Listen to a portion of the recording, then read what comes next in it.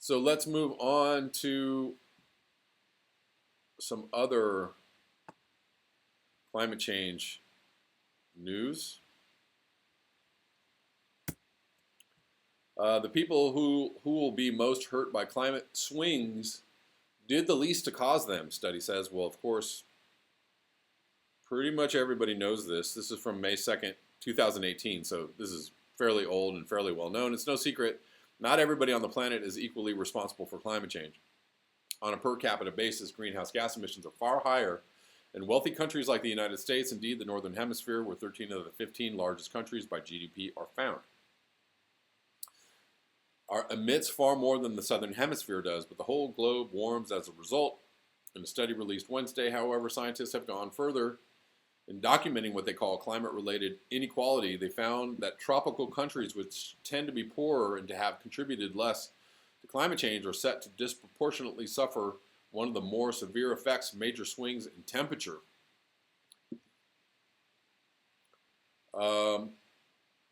That's true. Although we are heating from the Arctic, the Arctic is heating much faster than anywhere else on the planet. So, if we're getting it in the middle of the globe, we're also getting it top down as well. So I don't think anybody escapes this. But of course, those with less resources to deal with the impacts of climate change are going to feel it first and worst. There has been a lot of debate about how rich countries can help poor countries to adapt. Well, the best thing they can do is stop living like rich countries. I don't know, the idea that adaptation thing is a weird, slippery slope to me. We don't have a choice whether we're going to adapt or not. There's no, adaptation for the most part is acknowledgement that there is something very, very wrong. And that we're going to have to, live much differently. But,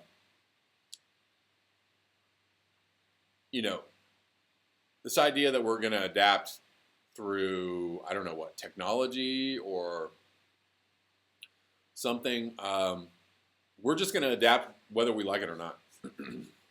So, anyways.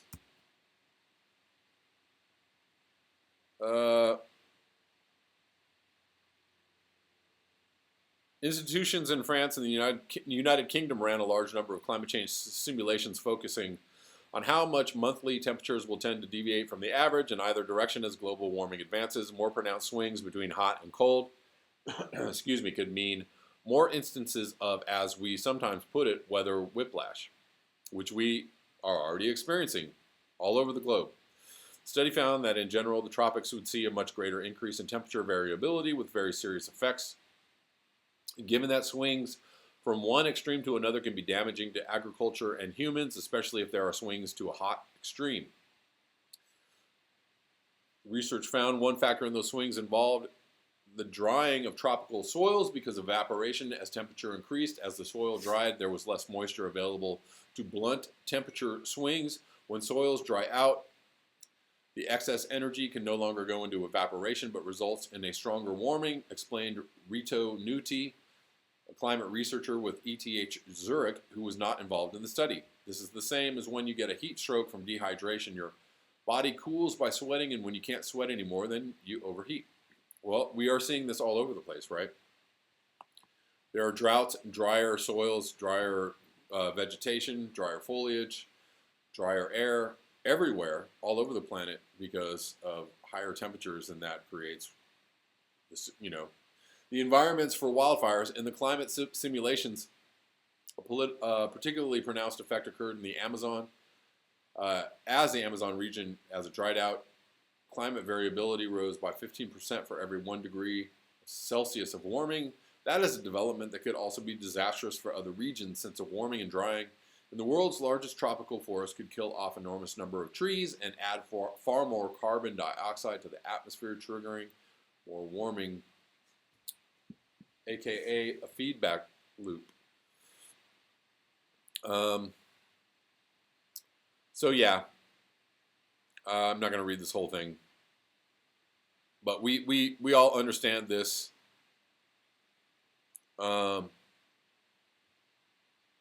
again, the best thing that a richer country or first world country could do would be to lower your standard of living, or lower what you think you're entitled to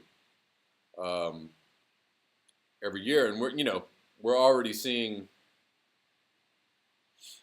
that this actually can be done in a coordinated effort, i.e., our response to coronavirus. So we know that we can do this. Pink Barrio says the production of beef is without question the biggest cause of deforestation in the Amazon. Yeah. And that is a result of not just their use of beef in Brazil or in South America, right? That's, global conglomerates or companies going into the Amazon, deforesting so they can grow beef and ship it all over the world. It's a globalization problem, right?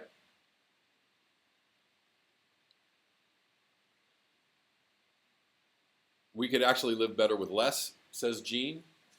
Indeed. I mean,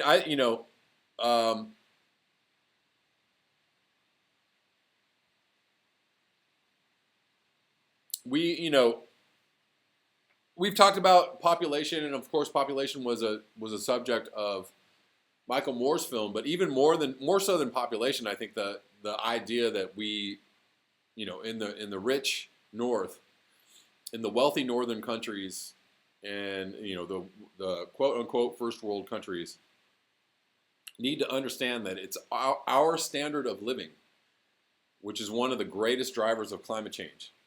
Rich people doing rich things. Rich people spending money, using up resources. Rich people feeling that they are entitled to doing the things that they do and living how they live and having all the things that they have. That is absolutely a problem that people need to be, deprogrammed over. And I don't really see it happening in a large way, but this needs to be a subject that needs to be talked about. We cannot continue living the way that we live. We should be living with much, much less, living on much, much less, using much, much fewer resources.